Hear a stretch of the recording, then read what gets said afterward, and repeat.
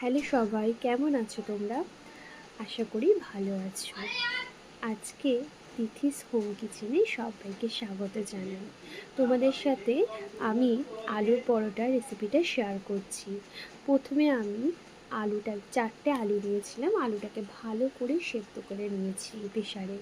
তারপর দেখো আমি জলটা ফেলে দিয়ে আলুটাকে ভালো করে ম্যাশ করে নিয়েছি। ওর মধ্যে পরিমাণ মতো নুন, লঙ্কার গুঁড়ো, হলুদ গুঁড়ো, ভাজা মশলা দিয়ে আমি ভালো করে ওটাকে মেখে নিয়েছিলাম।